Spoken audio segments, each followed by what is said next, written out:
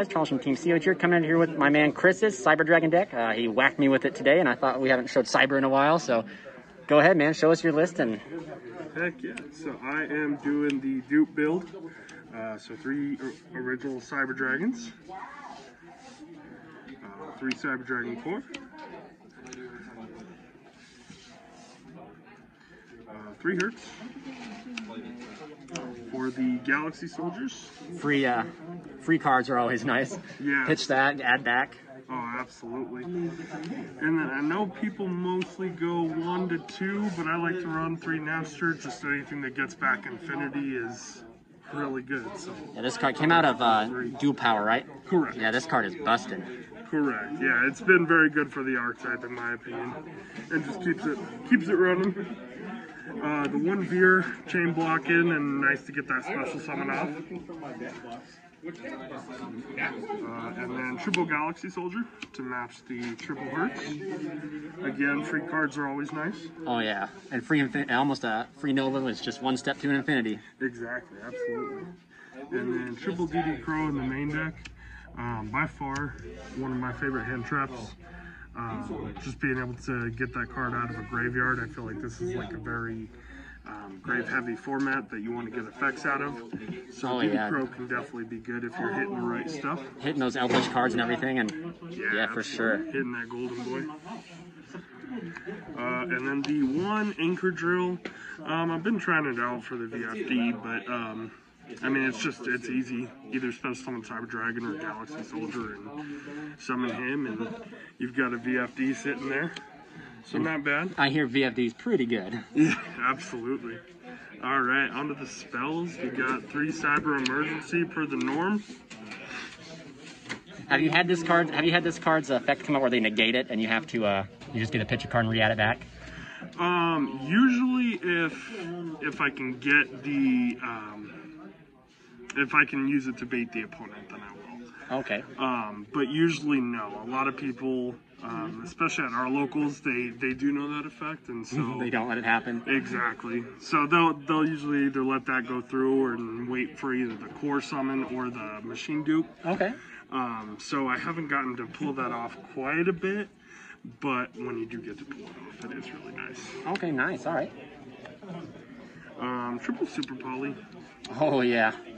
I've thought about actually putting those in the side deck recently, just because, I mean, it's good on paper, but, I mean, if you go up against, it's really good if you know what you're going up against. In game 1, you don't always know what your opponent's going to be using. So it could be a potential brick in the hand, huh? Exactly. All right.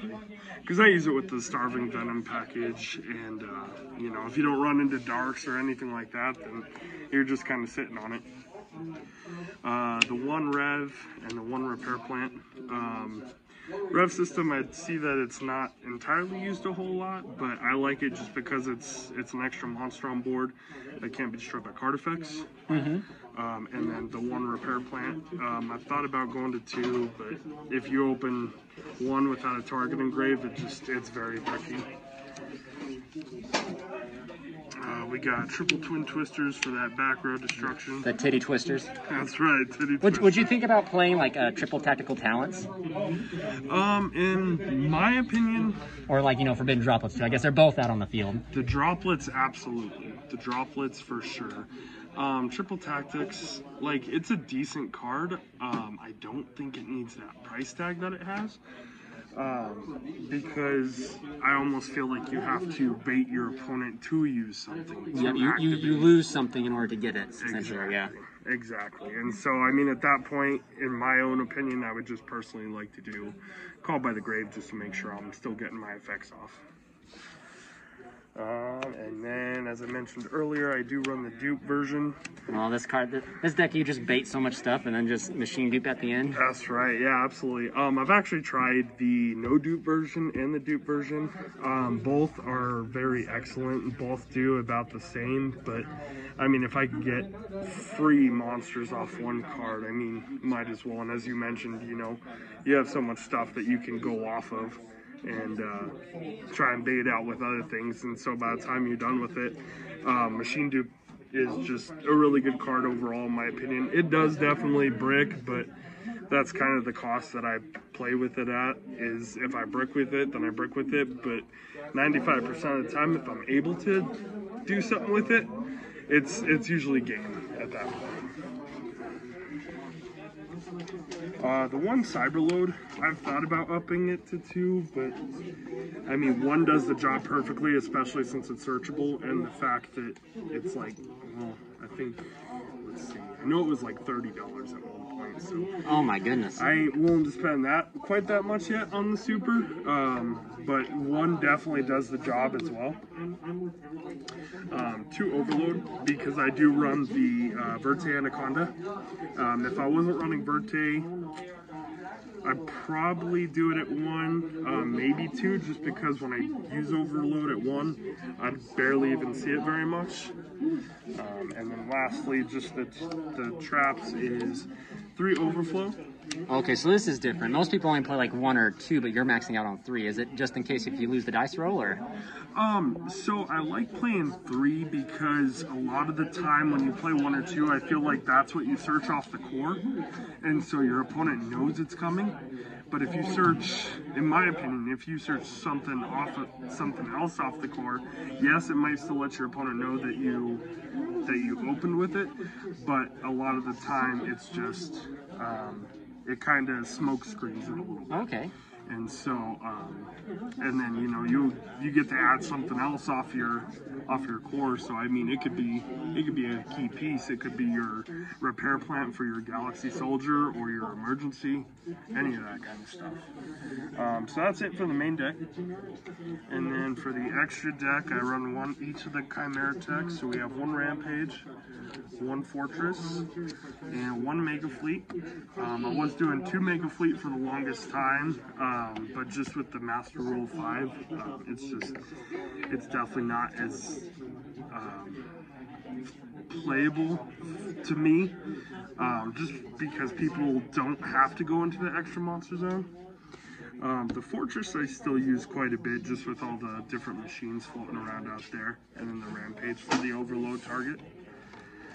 And then I do also run the 1 Cyber Twin. This thing whacked me for a game today. He's just really good, in my opinion, to double attack, and I mean, if you catch your opponent off guard with it, I mean, it's really nice. I definitely like going into this more than the Rampage with it, just because with Rampage, most of the time when you're activating Cyberload, you want to activate Cyberload in the battle phase to go for game. And so if you do that with the Rampage Dragon, you don't get to attack 3 times. This guy, he just comes out and it's automatically 56 damage. More if you have the Seeger on field. Super poly targets, we have the 1 Dragon Necro. We do have a zombie player here, and also for Eldritch. And so I've been taking quite a few losses to those, and so... Improvising, adapting, and overcoming, right. Absolutely. The Starving Venom, of course, and then the Predaplant. I'm not even going to try and pronounce that second name because I feel like I'm going to just butcher it pretty bad. So I've got the Darks covered. Darks and Zombies are covered here. Every time I put in Mud Dragon, I never get to pull them out. Oh man. Yeah, it's one of those cards that it's good on paper, but it's definitely situational on him. So those are the 3 that I figured out. On X-Seeds, we're looking at River Stormer. Again, just quick access to the drill for the infinite track for the VFD combo. The 1 Nova and the 1 Infinity. I've really missed recently having 2 Nova, 2 Infinity, just so that way you keep the cyber combo part of it alive.